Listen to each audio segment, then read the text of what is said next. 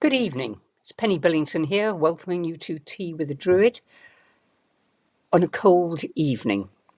I'm honouring the cold with my trendy gloves, mittens and my scarf, and because I'm in a rather cold office.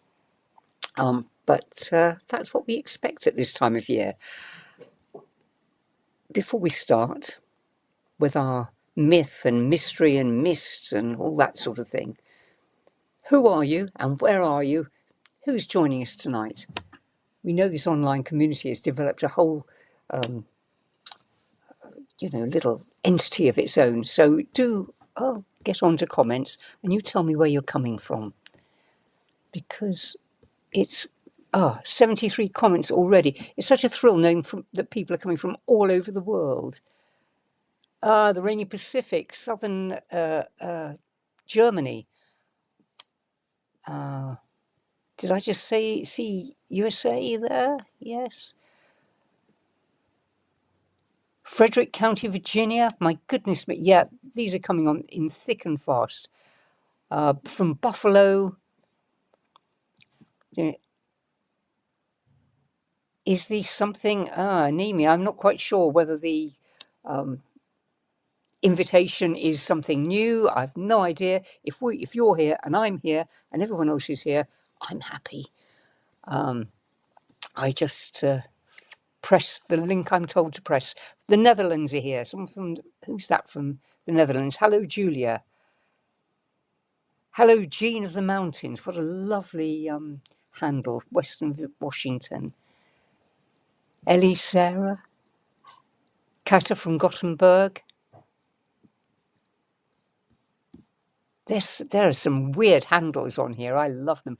You know, the people who join in this community, you've really got a surreal sense of humour, some of you. You can tell you look at the world slightly differently. You keep your minds open. And that's really good, isn't it? Miriam from Switzerland. I'm flicking, excuse me if yours is the name, I'm flicking over. I'm just trying to keep up with this. Wolf from Glossop in Derbyshire. Oh, I remember Glossop. Yes, I used to live up in Derbyshire. Jürgen from Germany. Someone else whose name I can't quite read. Sorry, from Bonn in Germany. There's people from Switzerland. Mid Wales. Oh, someone from the land of the Iceni. I happen to be writing about the land of the Iceni. Now, I was up there in Norfolk in the stinking hot weather this summer. I remember the land of the Iceni very well. Oh, there's a Druidette here from Ottawa. Hello, Patricia. Someone from Australia here. Someone from Istanbul. Chile, Croydonia. Croydon, in the southeast of that there London. Hello, someone from Croydon. I remember going into London and thinking that Croydon was in London. It's not. You get into London, you've got a huge train journey to get out to Croydon. So I know it is Croydon. It's a separate entity. Let us respect that. Hello from Boston here. Someone from Spain. From Durrington. Lovely. So people from all over the world, as usual. And of course, some people from Australia who are not experiencing this cold because their weather cycle is going into the next phase, of course, towards midsummer. But if you'll pardon us, we're going to concentrate on the chilliness tonight, because I've been reading A Celtic Miscellany, which is a wonderful book full of stuff that reminds us that we are not new.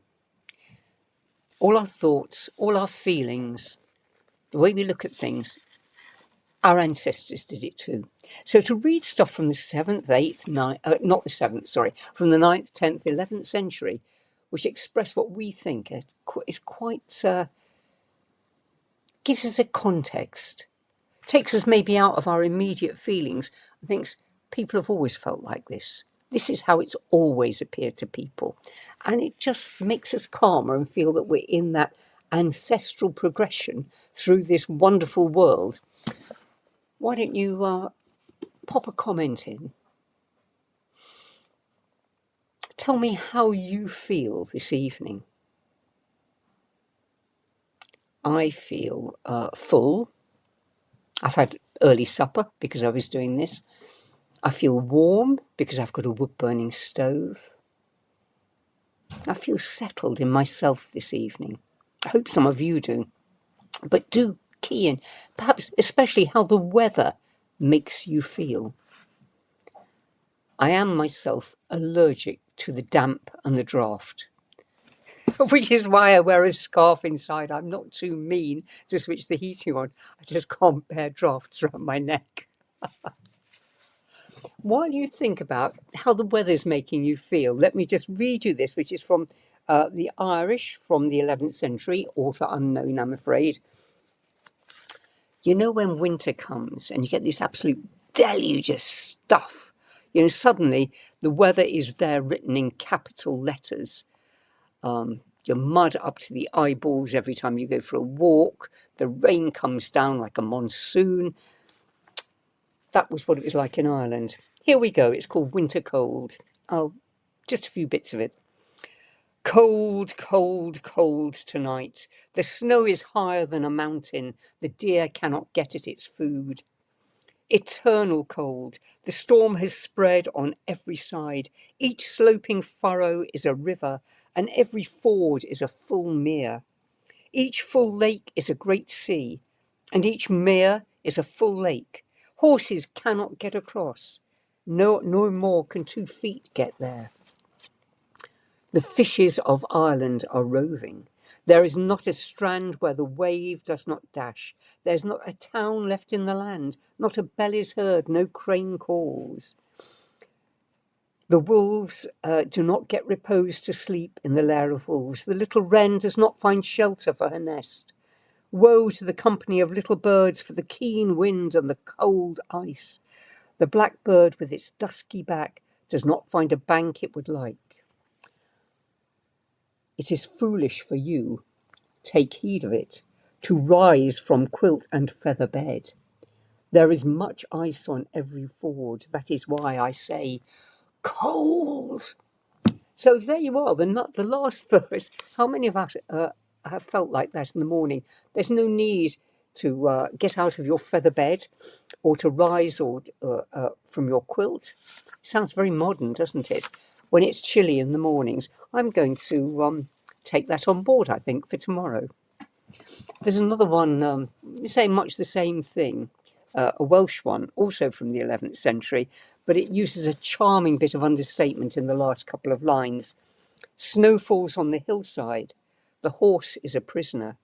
The cattle are lean. It is not like a summer's day today. Certainly not. The very opposite. Some people are winter people. A quiet watcher here from Sussex. Thank you very much for joining in with us tonight. Some people are winter people and they love this crisp and this coldness. Others actually quite like the damp and the mud and the visceral sort of sloppiness of the damp season. But it doesn't really matter, because whatever happens, the weather will persist and we will have to put up with it. And I think it's maybe a matter of our choice how we choose to respond to it. They do say there's no such thing as bad weather. There is simply the wrong clothes, which is why I have this scarf. And this is enough to make me happy in the winter. I do go out with 3 times more clothes than most people, but and at least 2 pairs of socks and furry boots and this sort of thing. But I think once we accommodate ourselves to the weather in our part of the world, whether we have 2 seasons, whether we have 4 seasons, we can reach an accommodation and be happy with it. And I hope we're going to be, because we're going to go out into a grove together for our meditation tonight. And we're going to go into a winter grove. So it won't be green. It will be damp. But guess what? We can put on warm winter scarves and cloaks and boots and hats. And we're in the privacy of our own imaginal world. So, we can look like Maid Marian if we want to. We can dress like a medieval princess. We can be... we can have the survival blankets of the space age to keep us warm, but we will be comfortable when we go together into our grove. Has anyone put down that they're a winter person? I'd love to meet some of you. Let's have a look. I can't get to the bottom of these. Some people, yeah. Brent, slept late with a misty morning. It does affect your sleep, doesn't it, the weather? Here's someone who likes the mist in the woods. Feeling tested to the limit today, but re-centered in the peace of darkness. And of course, darkness is one of the gifts of this season, if that's the way we can frame it.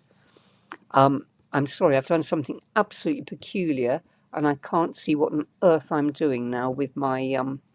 let's hide the panel for a moment. Yep.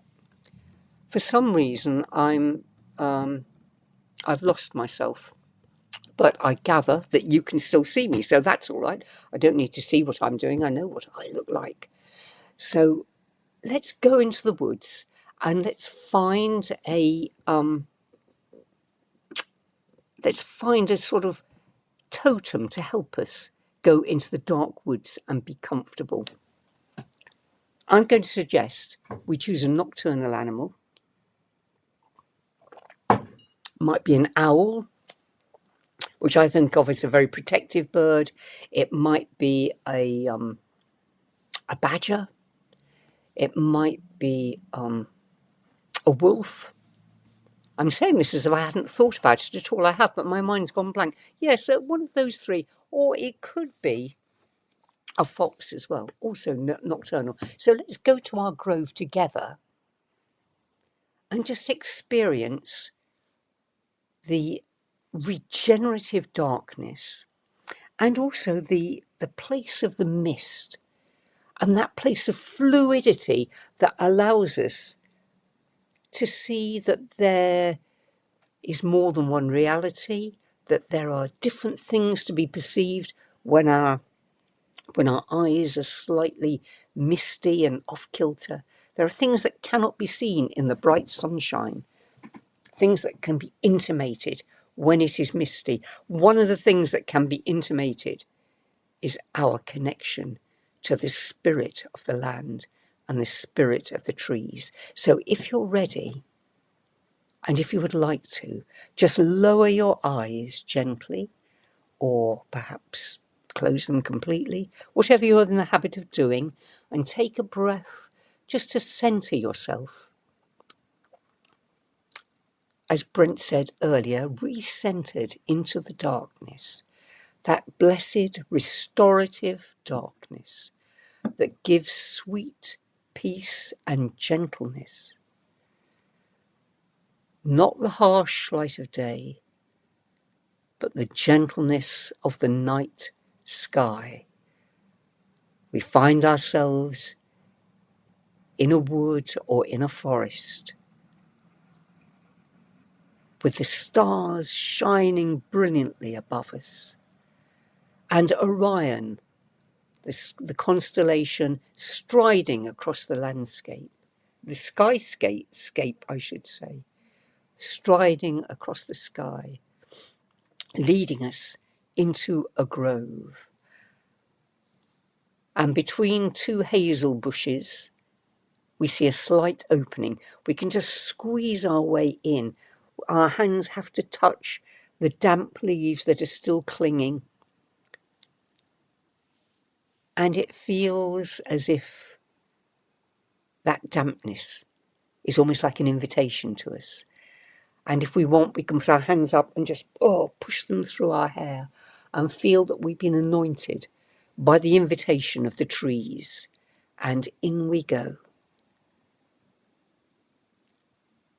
We've got thick, warm boots on. We've got a warm, cosy cloak or coat.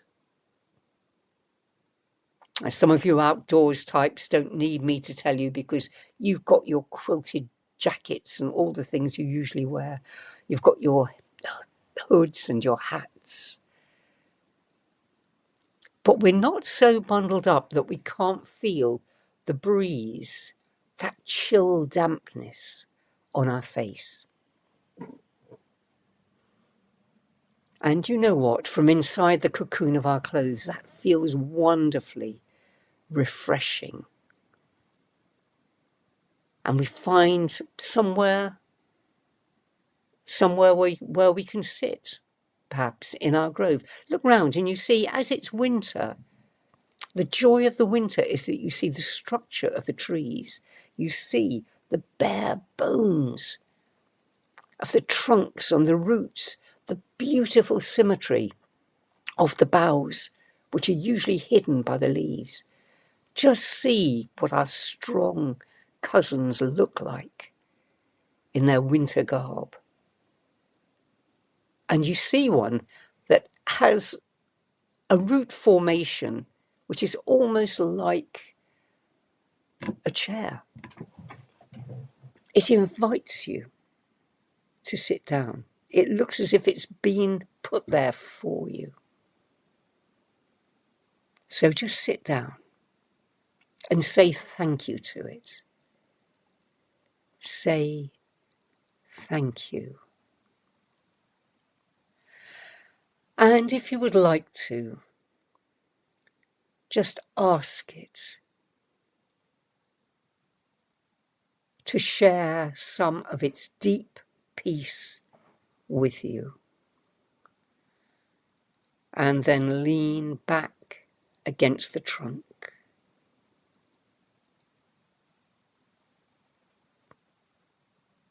And beneath the bark, feel its life energy, moving very, very slowly. And feel yourself slowing down. Take a breath with the change of the season.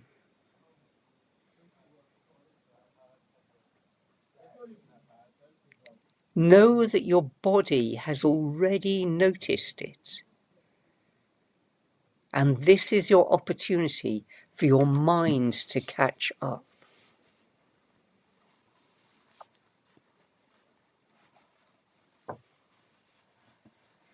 This is delicious.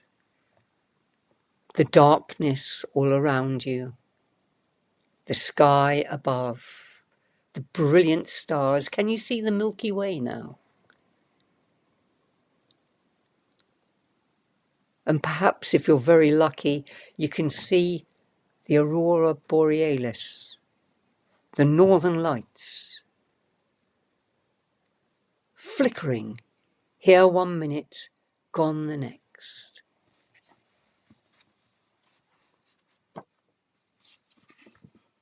And when you look down again, you see that there are eyes in the woods. You're not scared at all. Many creatures have their being in this wood. It's not just yours. It's our magical grove, but it's not ours exclusively. Maybe a fox is prowling. Maybe a mouse is scuttling. Maybe an owl swoops silently. Maybe your totem might be the red fox. Because red fox is everywhere. I am red fox, where do you find me? In copse and spinney, ginnel and alley, for I haunt city as I haunt valley. Climbing the fellside, crossing the pass, walking the high street, bold as brass. I am red fox, what do you call me? Because we must give things a name, mustn't we, in order to make a relationship with them. Here's what red fox says. Shifter of shapes and garbage raider, bearer of fire and space invader, taker of risks and riddle maker, messenger, trickster, curfew breaker. Oh yes, deep in the peace of the grove, feeling the restorative dark, you are aware inside yourself also. A trickster energy, a love of life, a boldness that you might have forgotten about until now. So what is the last thing that Red Fox will say? And you see his green eyes just flickering round the grove. The white tip to his tail just catching the moonlight. I am Red Fox, why do you need me? I am your double, your ghost, your other, the spirit of wild, the spirit of weather. Red is my fur and red is my art. And red is the blood of your animal heart. Yeah. Let's sit here together. Peaceful. Filled with deep peace. Filled with the spirit of the wild. Aware of all our nature.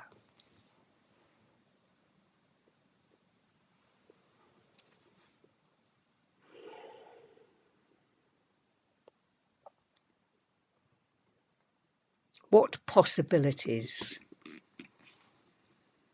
are awaiting us this winter?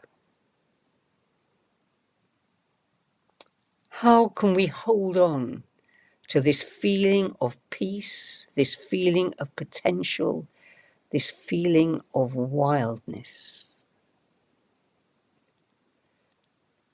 Let's stand up now in our grove and hug the tree which has been supporting us.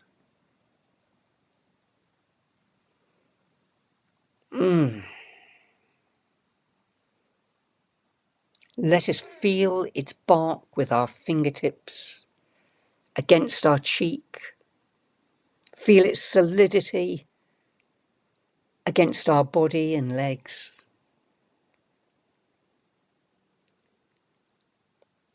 Let us feel its longevity, its wisdom, its acceptance. And every time we think of hugging this tree, we will feel those qualities inside us. Hold, let go the tree now, and bring your hands to your heart and feel it inside. Peace, acceptance, wildness, potential. These are all our birthright as natural creatures in the living natural world.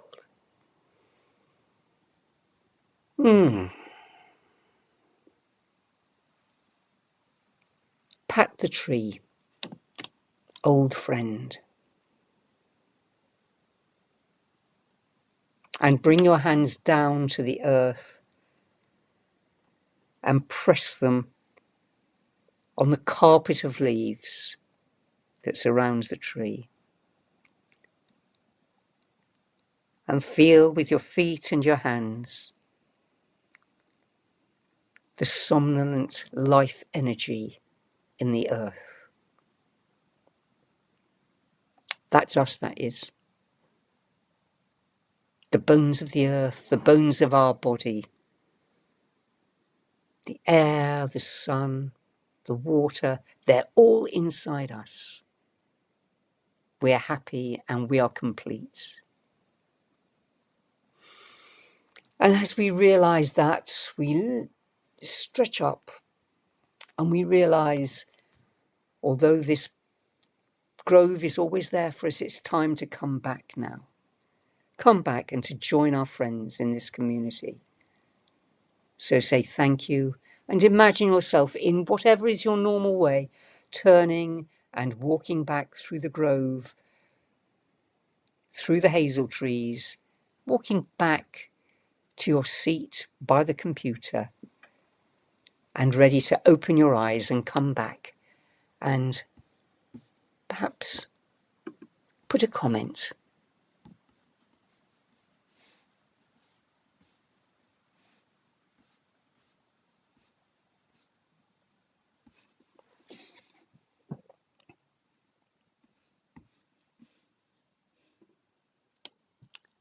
Ash Maiden says, I love the cold, crisp days and blue skies we've had recently.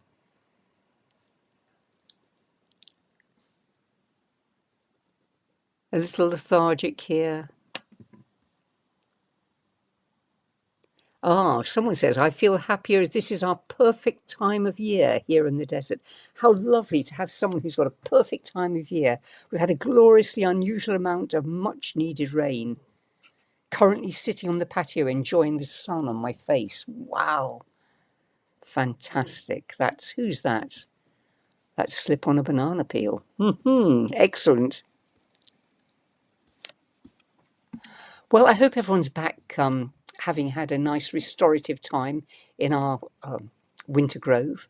It's a great mistake, I think, always to think whenever we go inside to our imaginal places, they must all be perfect for us. We can stretch ourselves and we can enjoy being in all sorts of wind and weathers, no matter no matter whether they're our favourites or not. Yes, the book that I read is called The Lost Spells by Robert Macfarlane and Jackie Morris. It's the most wonderful Christmas present. I'm not being paid by these people. I genuinely think that it's fantastic. It's the most wonderful present for yourself or for anyone else. It's filled with the most, let's find some that do it justice. Oh, the most glorious pictures. And each bird or animal has got a fabulous picture and poem with it. So those of us who don't think that natural world words should be taken out of children's dictionaries in favour of technological words, please have a look at The Lost Spells. Anyway, I'm running over now. I'm so sorry. Let me just tell you that if you belong to the Druid Hearth, we will be reconvening in a couple of minutes for biscuits at the hearth, and usually with a smaller group of people. Thank you very much for joining me, and I hope you have a wonderful morning, afternoon, evening, wherever you are in the world, and whatever the season is. I hope you find peace in the natural world and a bit of wildness and a bit of fun as well. Thank you very much. Good night.